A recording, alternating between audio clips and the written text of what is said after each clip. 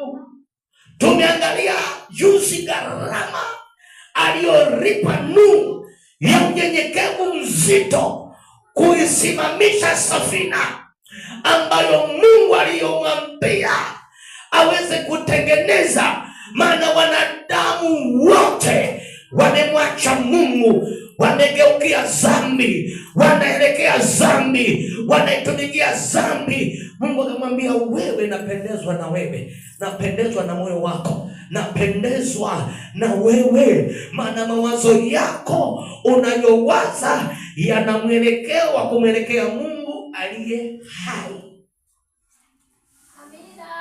Yale mawazo Mungu akasema tunahitaji tuwe na mawazo aliyo safi ndani ya akili zetu, kumtazama Mungu. Hajalishi tuko kwenye mawimbi ya nyakati gani, tuko kwenye kona gani, tuko kwenye majira gani, lakini mawazo yetu yawe safi machoni pa Mungu, yawe safi, yawe clear. Tunamuona hata Sauli alipoambiwa na Bwana, alipoinuliwa na Bwana, lakini akashindwa nguvu ya unyenyekevu kusikiliza Mungu aliye hai. Sauli akaondolewa nafasi yake, Sauli akaachwa na Bwana. Mungu akamwinua mtu mwingine. Kwa nini? Kwa sababu anatazama unyenyekevu. Anayemnyenyekea Bwana, Bwana hatamwacha, Bwana atamwinua. Pointi, wanaomheshimu, wanaomheshimu kila mtu. Kuna watu wanaomheshimu kila mtu. Ni watu waliobeba unyenyekevu wa kiungu ndani yao. Hayalishi wanatumika ama watumiki, lakini wana athiri ya Mungu ndani yao. Wanawanyenyekea kila mtu. Ni aina ya unyenyekevu. Wananyenyekea kila mtu. Hawajawahi kudharau mtu. Wao sio watu wenye dharau. Wao wananyenyekea. Au watu na mimi nimeona kukutana unasema nimepata mtu. Ni mtu wa tofauti. Ananyenyekea, anaweza kukupa chochote, anaweza kufanya chochote. Kipimo cha unyenyekevu kinapatikana ndani ya vitu, ndani ya muonekano, ndani ya tabia ya mtu. Unyenyekevu ni vipimo vyenye kumthibitisha Mungu katika marango ya maisha ya mwamini. Bwana Yesu asifiwe sana. Kitabu cha Mithali 22 na mstari ule wa 4. 22 mstari wa 4. Kwa sababu amejua nguvu za Mungu, heshima ya Mungu, uzuri wa Mungu, ukuu wa Mungu, nguvu na utajiri wa Bwana uko kwenye unyenyekevu. Huyo mtu anaponyenyekea ni milionea, ni tajiri wa matajiri, kwa sababu ananyenyekea kwa aliye hai, anayemiliki kila kitu, anaweza kageuza kakupa chochote kwa wakati wowote, majira yoyote. Huyu anayebeba unyenyekevu, aliye na athiri ya kuheshimu kila aina ya mtu. My friend, hallelujah. Kwa sababu huyu mtu ameumbwa kwa utukufu wa Mungu, ana athiri ya Mungu, ana muonekano wa Mungu, ana madilio ya Mungu aliye hai. Kwa hiyo nikikugusa nimemgusa Mungu, nikikuona nimemwona Mungu, nikikusikia nimemsikia Mungu. Anaona sijui unaweza kama unaongea vitu gani visivyofaa, visivyo sahihi, lakini najua Mungu yuko ndani yako. Pamoja na kuongea pumba, lakini nakujua Mungu yuko ndani yako. Unaweza kukosea katika hali ya kuongea, lakini najua Mungu yuko ndani yako. Unakosea ni hali ya kawaida kukosea. Aizo umedhamiria kuongea vitu vya pumba, lakini najua Mungu yuko ndani yako. Una hali ya uungu ambao haupingiki, hauwezi kuondolewa kwako. Wewe sio kiumbe ambaye hasiyetambulikana na Mungu. Ni kiumbe wa Mungu, aliye mfano wa Mungu. Haleluya. Haleluya. Nyenyekea, tii. Utamwona Mungu akiinua hatua zako. Utamwona Mungu ananyanyua hatua zako. Sababu unyenyekevu huwa ni watofauti. Ni watofauti. Siwahi kuona mnyenyekevu anamkosoa kiongozi ama anamkosoa mtu juu ya uumbaji ama Mungu. Hana asili ya kukosoa lolote. Anamnyenyekea Mungu na kumheshimu Mungu. Kwa sababu kila alichokiumba Mungu ndicho anachokiona wewe. Unapokosoa maana unamkosoa Mungu juu ya uumbaji wake. Tabia ni jambo lingine, lakini juu ya uumbaji Mungu hakukosea mahali popote. Kuna athiri nyingine ambazo tunaweza kumshirikisha Mungu jua kwamba Mungu hajakuumba vizuri. Katika taifa moja huko nimekuwa nafuatilia mtandaoni, kuna mtu mmoja ambaye ni mweusi anaongoza kwa weusi katika Afrika. Amekuwa ni maarufu sana juu ya weusi wake, kiasi cha kwamba wazungu na watu toka nchi mbalimbali zimekuwa ni mtu ambaye amepata umaarufu kwa kuchukuliwa sura yake na kwa kuweka kwenye makampuni na kwa kuchukulia umaarufu wa weusi wake kwa ajili ya yaani ni kuajiriwa kwa ajili ya umaarufu wake wa weusi wake,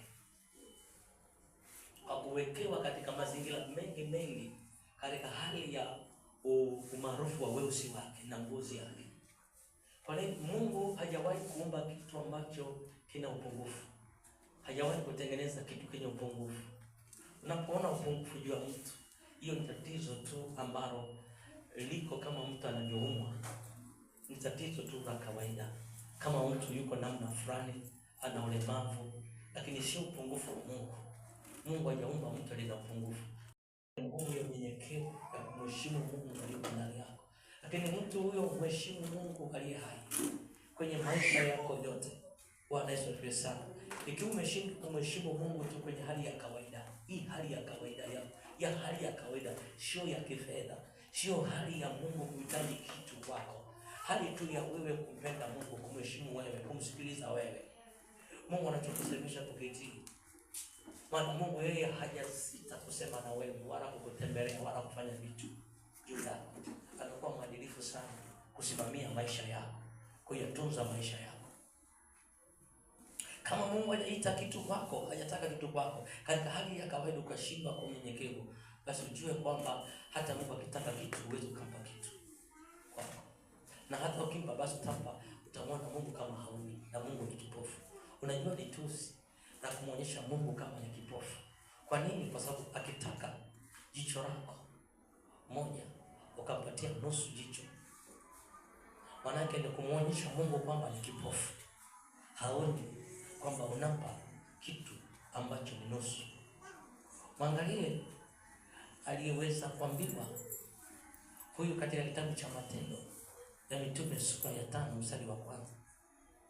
Yeye na mke wake walisema wao watampa Mungu kiwanja. Kwa kinywa chao walikiri. Wana kama Mungu aliwasemesha ndani yao ni wao. Kama Mungu aliwagusa ndani yao ni wao, lakini waliamua wao, walisema wao kwamba tutampa Mungu nini? Kiwanja. Walipouza kile kiwanja wakaficha sehemu. Ili Mungu ni chizi. Ni dhambi moja kubwa na mbaya. Kutoa chini ya kiwango ambacho Mungu anataka kwako.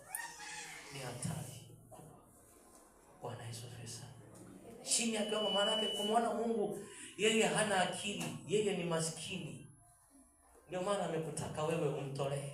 Ndio maana amekutaka wewe umpe. Maana yake kumuonyesha Mungu hajui hata unachompatia. Kumkadiria Mungu kwenye mazingira yako, kwenye akili yako. Kama Mungu ni pungwani, hajui kiwango chako. Ashukuriwe Mungu juu ya mwanamke Msireta ambaye Mungu alipotaka kitu kwake, chakula, akasema nicho nacho ndio hichi. Na aliposema kile akasema niangalie kwanza mimi, maana nijua alichonacho. Alipompatia Mungu akafanya muujiza. Chiki katika mazingira. Kuna watu natoa kwa sababu tuko navyo. Lakini tunavyotoa tulivyo navyo huwa mara nyingi tunabaki na vilivyo vingi, tunapa Mungu vilivyo visaifu. Yesu alisema yule mwanamke pia aliyetoa senti zake ngapi? 2. Akasema wote hao wanatoa kwa sababu wameacha masanduku marumasi ya kutosha kwenye majumba yao. Wameviacha vya kutosha, wametoa boksi moja la sanduku ramasi, lakini walioacha ni mengi. Huyu alichokitoa ni hicho alichonacho, hakuna kingine. Ametoa bora kuliko watu wengine wote. Haleluya. Ni Mungu anayeona. Bali tunapokutana na shida na mazingira magumu, ndipo tunapoendea vizuri Mungu, na ndipo tunapomkumbuka Mungu katika viwango visivyo vya kawaida. Lakini Mungu anataka nini kwenye maisha yetu? Anataka tuishi kwenye maisha ya unyenyekevu, ili aishi pamoja na sisi. Yeye ni rafiki yetu, yeye ni baba yetu, yeye ni Mungu wetu, yeye ni kimbilio yetu, yeye ni njia yetu, yeye ni kila kitu katika malango ya maisha yetu. Bwana Yesu asifiwe sana. Tusimwendee kwa sababu tuna uhitaji, tumwendee wakati wote. Hatuna mahitaji, tuna mahitaji. Tuishi mfumo aliotaka tuishi, ili tuende kuishi naye, tutembee naye. Ndivyo Mungu anavyotaka. Kunyenyekea, kumsamini kila mtu ni jambo la heshima na utukufu sana, na Mungu atafanya makubwa katika maisha ya watu wanyenyekevu, na Mungu atawacha. Leo unaweza kudharaulika kwa sababu ya unyenyekevu wako. Leo unaweza usisabike. Leo unaweza ukaonekana kama ni mtu mfumo fulani, muonekano fulani wa mtu wa ajabu. Lakini saa ya Bwana ikija, saa ya Bwana ikikujiria, wakati wa Bwana ukikutokea, watu watasema sio yule alikuwa anadharaulika, sio yule alikuwa anaonekana mtu fulani. Bwana Yesu asifiwe sana. Haleluya. Haleluya. Haleluya. Amen. Mithali 29 mstari wa 23. Kuraniwa ama kushushwa nafasi yako ikachukuliwa na mtu mwingine, kwa sababu ndani yako kuna kiburi, haunyenyekei, hautii. Nilizungumza siku moja juu ya taratibu zilizoko ndani ya kanisa. Hizo taratibu zimewekwa ili tuwe ndani ya hizo taratibu, tusiwe nje ndani ya hizo taratibu. Kila unachokisikia ambacho kinakuhusu, hebu subutu kukishughulikia, maana unapokishughulikia ndipo unapokaa ndani ya hizo taratibu na utamwona Mungu. Lakini cha ajabu chake, unashangaa mtu ndani ya taratibu zilizowekwa, mtu unaambiwa Bwana, kuna kitu hiki kinatakiwa kitendekwe, mtu unainuka na hasira. Wewe unainukaje na hasira? Una mapepo gani? Una shida gani? Una tatizo gani? Una tatizo gani? Kiburi kinapatikana wapi? Ni pale ambapo kwenye majukumu ulipoambiwa ufanye hili jambo,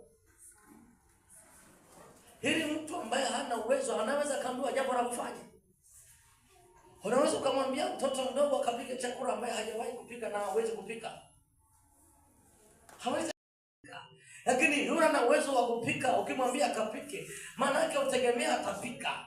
Ukiambiwa kwamba kuna jambo la kufanya ndani ya kanisa, maana yake ujue kwamba umeletwa kwa ajili ya hilo jambo, ili ulishughulikie na ulifanye na ulitatue. Kazi kubwa ni kunyenyekea kulifanya. Usiseme mimi sina uwezo, mimi sina nguvu, mimi sina fedha. Fedha unazo, ila unataka kuziwinda, kuzitafuta ama kumwita mwenye fedha. Amina. Bwana Yesu asifiwe. Usiweke sababu. Kama ukiweka sababu, basi jiwekee mwenyewe, usile usinywe. Anza kwako mwenyewe. Haleluya. Anza kwako mwenyewe, jiwekee uvivu wa kutokula, kutokunywa, kutoenda msalani, kutoenda chochote. Goma, jigomee wewe. Afya nayo utakaso wa kupokelewa na Mungu mbinguni. Siwezi. Asiyeweza ni yule asiyeweza kula, ambaye akiwekewa mipira ya nini ya kutumia chakula, huyo ndio hawezi. Na vipimo vinasema nini? Hawezi. Wewe uliye na mikono, uliye na nguvu, uliye na mdomo, uliye na ufahamu, huwezi. Bwana Yesu asifiwe sana. Uyashughulisha akili zako, uyashughulisha njia zako, uyashughulisha ili uweze kuweza. Haleluya. Kiburi kinaweza kujificha ndani yako. Ogopa, kinakuwa muda usiojulikana, kitakupeleka pabaya. Kiburi kinaanza kitu kidogo. Unadharau kimoja, unadharau cha pili, unadharau cha tatu, unadharau cha nne, mwisho unazoea.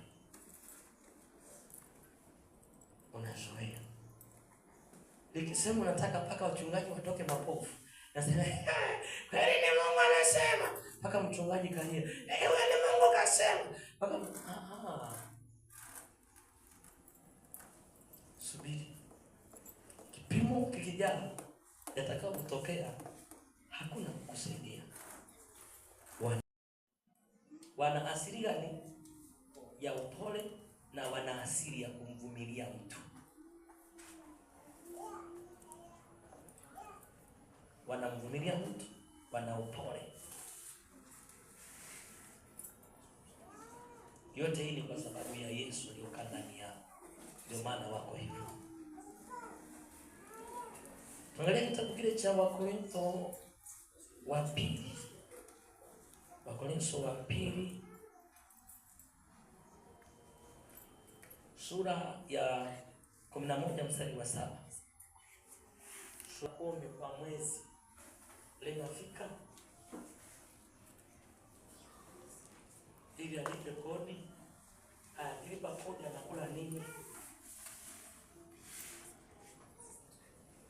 Anakula nini? Watoto wanaendaje shuleni?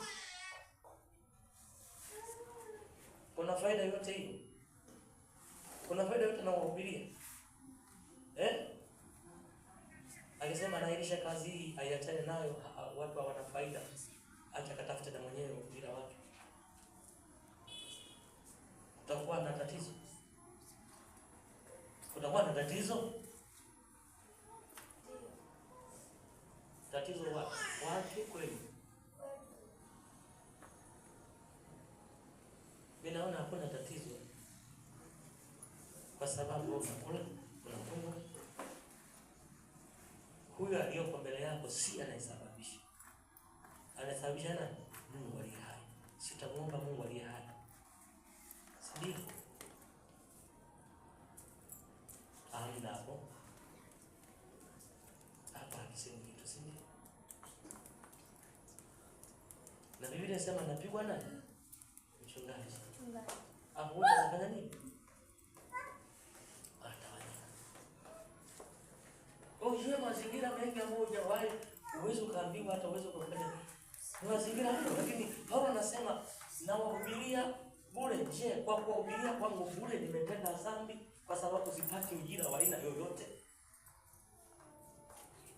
Ndipo na uwezo wa mezarau kwa sababu eti kama sina kazi nakaa hapa na shinda hapa na kuombea na shinda hapa na kuongoza na kutafuta neno kwa dhambi. Nataka ujiweke kwenye mazingira ya kwamba mimi ni kuombe kitu kwa sababu sina kitu.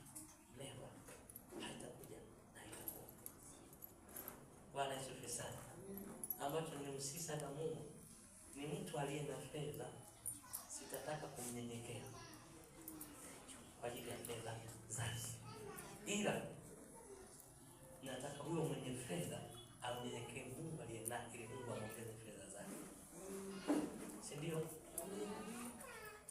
Ni watu wengi wanaweza kukutengeneza kupruni ili uingie kwenye mfumo. Ndio maana unakuta mchungaji alianza vizuri kwenye kazi ya Mungu, lakini mwisho wa siku anaanza kumtukuza mtu kila siku kwenye ibada. Kama sio wewe mwanangu, yani kitambi kisingeota.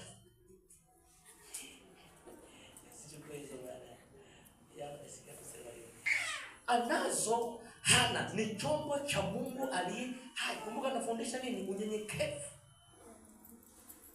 na kuheshimu uvumilivu. Huyu hana, mvumilie. Huyu anacho, pale alicho nacho atumike. Haleluya. Unanielewa? Unasikia? Tuwe kiungo. Mali yule ambaye hana sawa na udhaifu ni mgonjwa. Mali aliye nacho sawa na mali mwili ambapo haumi. Tusibane mapengo kwa hali ya kushikana, lakini sio kwa hali ya kutaka kuonyesha kiburi. Katika kitu ambacho sikipendi, sikihitaji, sitataka kukiona kwenye malango ya maisha yako, ni kujiinua.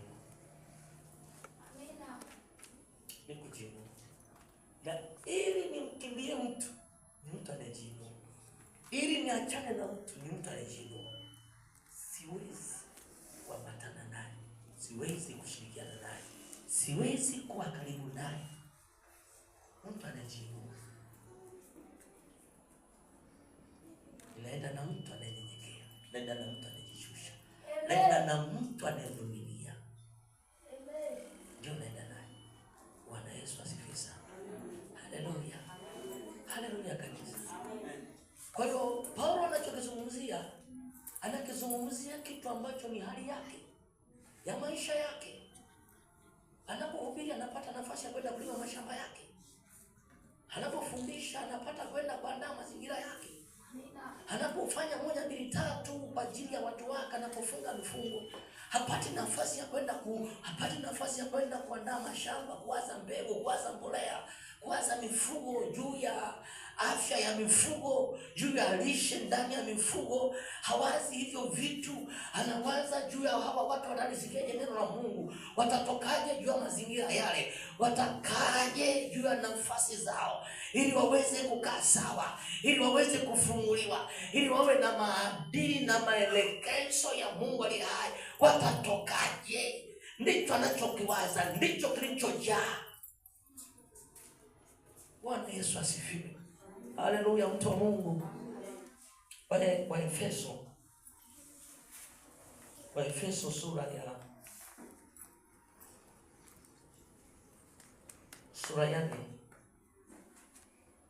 4. Efeso sura ya 4 na ule mstari wa 2.